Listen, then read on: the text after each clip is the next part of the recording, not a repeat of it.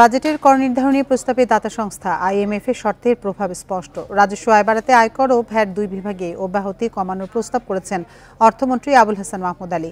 ব্যক্তির সর্বোচ্চ কর হার সহ অনেক ক্ষেত্রে বেড়েছে কর ও ভ্যাটের বোঝা। কিছু পণ্যে আমদানি শুল্কে ছাড় দেওয়া হলেও আয় বাড়াতে অনেক পণ্যে বাড়ানোও হয়েছে।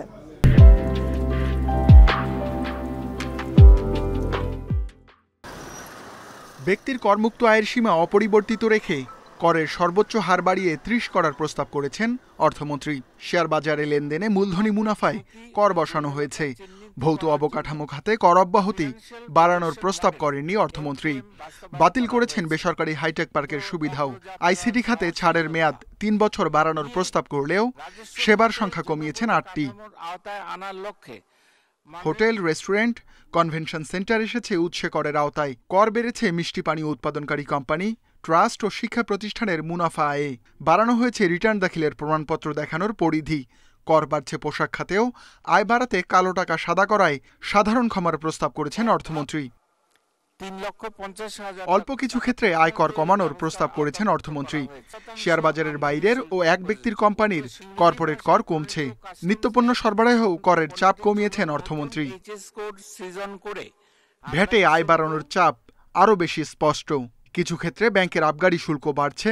আইসক্রিম, কোমল পানীয়, জুস, মোবাইলে কথা বলা, সিগারেট সহ নানা খাতে কর বাড়ানোর প্রস্তাব করেছেন অর্থমন্ত্রী। বিনোদন সহ অনেক খাতে বেড়েছে ভ্যাটের হার। কমানো হয়েছে ভ্যাট অব্যাহতিও। এসি ফ্রিজ উৎপাদনে ছাড় কমানো হয়েছে। মোবাইল উৎপাদন, এভিয়েশন খাত, অফশোর ব্যাংকিং সহ অল্প কিছু ক্ষেত্রে ছাড় দেওয়ার প্রস্তাব করেছেন অর্থমন্ত্রী। ট্যারিফ যৌক্তিকীকরণের অংশ হিসেবে ২৮২ পণ্যে আমদানি শুল্ক যেমন এসডি, আরডি কমানোর প্রস্তাব করেছেন অর্থমন্ত্রী। হাইটেক পার্ক ও অর্থনৈতিক অঞ্চলের আমদানিতে আরোপ করা হয়েছে আমদানি শুল্ক। আরও বেশ কিছু খাতে কাঁচামাল ও মূলধনী যন্ত্র আমদানিতে শুল্ক বাড়িয়েছেন অর্থমন্ত্রী। আমরা এগিয়ে যাব অপার সম্ভাবনাময় আগামীর পথে ইনশাআল্লাহ। আগামী অর্থ বছর থেকে দাতা সংস্থা আইএমএফ এর নিকট কড়া জবাবদিহি করতে হবে এনবিআরকে।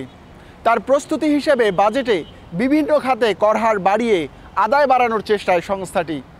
যদিও ফাঁকি বন্ধ করে আরও বেশি কর আদায়ের সুযোগ আছে সংস্থাটির।